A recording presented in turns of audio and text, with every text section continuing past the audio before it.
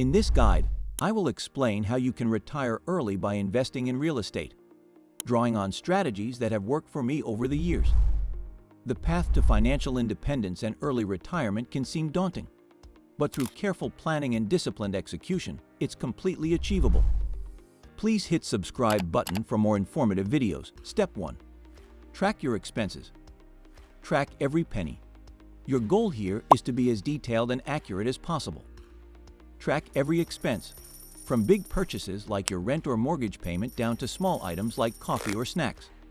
You can use tools like mint.com or personalcapital.com that automate this process, or you can manually enter the information into a spreadsheet. You should divide your expenses into 2 categories. Necessities. This includes your housing costs, groceries, utilities, insurance, transportation, and anything else that is non-negotiable. Discretionary spending. This includes things you could easily cut back on if needed, like vacations, dining out, shopping, or even your streaming services.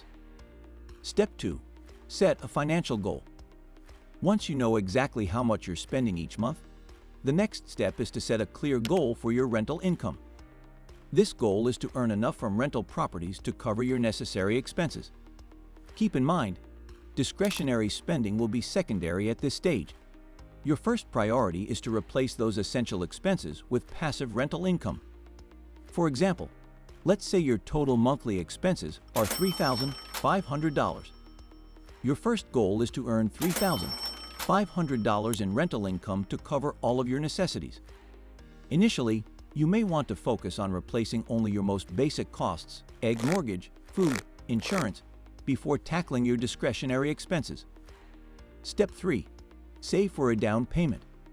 Now comes the part where many people get discouraged: saving for a down payment.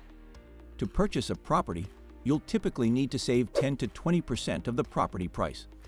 So, if you're looking to buy a $200,000 property, you'll need anywhere from $20,000 to $40,000 saved for the down payment.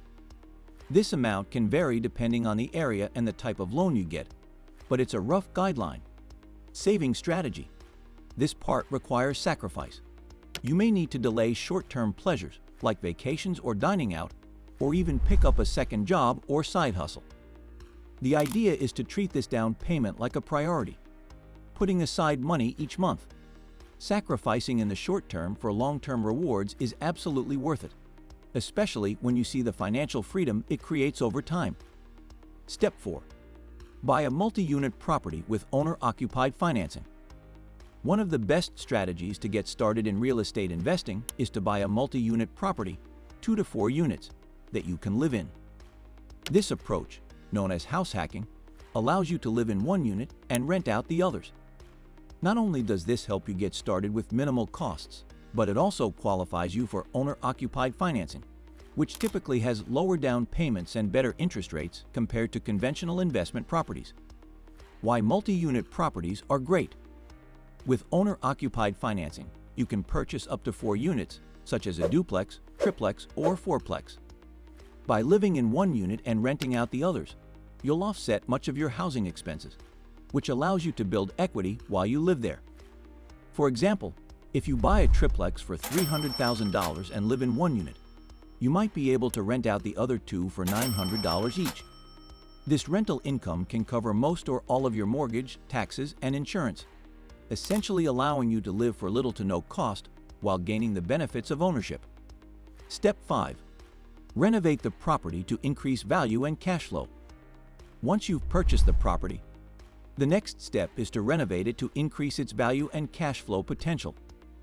I always recommend focusing on light cosmetic renovations that improve the property without breaking the bank. The goal is to add enough value to the property that it not only generates higher rent, but also appreciates in value. Light renovations. For beginners, I suggest looking for properties that need basic updates rather than major structural changes. For instance, updating things like the kitchen countertops, bathroom fixtures, flooring, and painting can have a high return on investment (ROI). These updates don't have to be extreme, but they should make the property look more modern and appealing to potential tenants. With just a few $1,000s in renovations, you can increase your rental income by a significant amount. Step 6. rent out the units. In this step, your goal is to ensure that the property becomes a cash-flowing asset. The rental income from your other units should cover these costs, leaving you with very little out-of-pocket expense for the property. Ideally, after renting out the additional units, the rent you collect should fully cover the property's expenses, and you'll be left with some positive cash flow. For instance, if your property has a $2,000/month cost, mortgage, taxes, insurance, and maintenance, and the rent from your 2 units is $1,800/month, you'll only be out of pocket $200/month. At this point, you're living in the property at a fraction of the cost of renting elsewhere. Plus, the value of the property is increasing every month, and you're paying down your mortgage as you go. Step 7. Cash out refinance to pull out equity. One of the most powerful strategies in real estate investing is the cash out refinance. After you've completed renovations and increased the value of the property, you can refinance the loan based on the new value.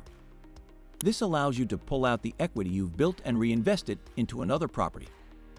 For example, if you bought a property for $300,000 and spent $30,000 on renovations, increasing its value to $380,000, you now have $80,000 in equity.